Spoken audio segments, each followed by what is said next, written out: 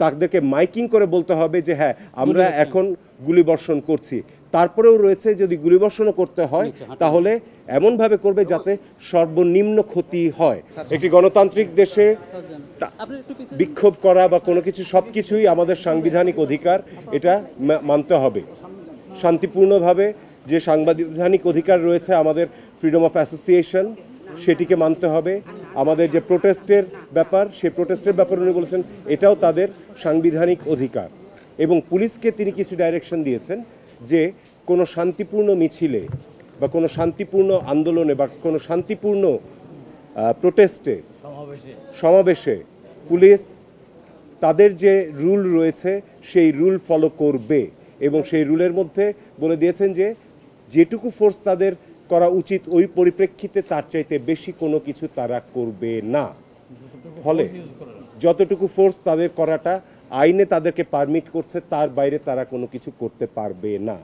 ফলে আমাদের মামলাটা যদিও কাগজে কলমে বলা হচ্ছে খারিজ করা হয়েছে, কিন্তু এক্স্যাক্টলি আমরা এই প্রার্থনাই করেছিলাম ওনাদের কাছে যাতে পুলিশ এক্সেসিভ ফোর্স ব্যবহার না করে। এবং আদালত থেকে ওনাদের কাছে আমাদের অসংখ্য ধন্যবাদ এবং আমাদের কাছে কৃতজ্ঞ যে এই ক্রান্তিলগ্নে তারা পুলিশকে তাদের দায়িত্বটা মনে করিয়ে দিয়েছেন এবং একই সাথে আমাদের আন্দোলনকারীদেরকেও মনে করিয়ে দিয়েছেন যে এটি একটি শান্তিপূর্ণ আন্দোলন। এখানে তারা যেন কোনো ভায়োলেন্সের দিকে না যায়, তারা যেন কোনো সহিংসতার দিকে না যায়, তাহলে পুলিশের আর সহিংস হতে পারবে না, তাদের সেই ক্ষমতা নেই আদালতের আদেশ মানে। এটাও বলছে সাংবিধানিক অধিকার।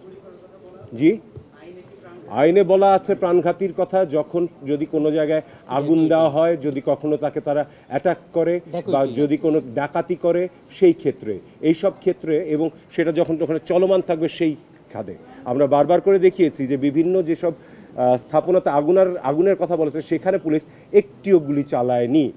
গুলি চালিয়েছে যেখানে শান্তিপূর্ণভাবে মিছিল হচ্ছিল, যেখানে ছেলেরা সমাবেশ করছিল। এক দফা আন্দোলনের বিষয়, এটা রাজনৈতিক ব্যাপার, আদালতেরও কিছু করার নেই, আমরা ওই বিষয়ে কোনো কথা বলছি না, আমরা এখানেও নেই।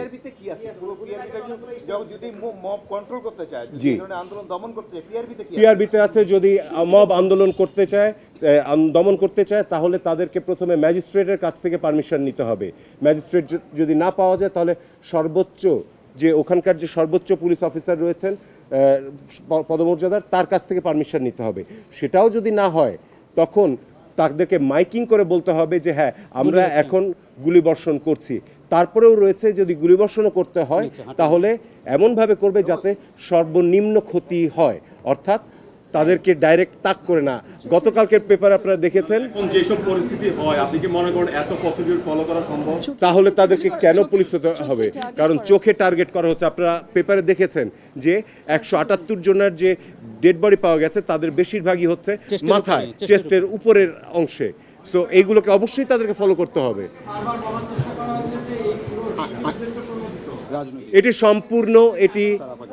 এটি সম্পূর্ণ ভুল একটি কথা। মানুষকে নিয়ে বাঁচানোর জন্য যদি কোনো পিটিশন করা হয় সেটা কখনো রাজনীতি হয় না। তারা আদালতে দেখিয়েছেন যে গত 2 দিন হিটকারী 2 জন প্রশাসনে ছিলেন এবং তারা ফেসবুকেও কিছু পোস্ট দিয়েছেন যে বাংলা ছাড়ো। জি, আমার যেটা মনে হলো যে যেটা অ্যাকচুয়ালি গোয়েন্দা কার্যক্রম, সেটির আজকাল অ্যাটর্নি জেনারেল অফিস করা শুরু করেছে। যে কাজটি ডিজিএফআইআর বা সিআইডির করার কথা সেটি অ্যাটর্নি জেনারেল অফিস করছে।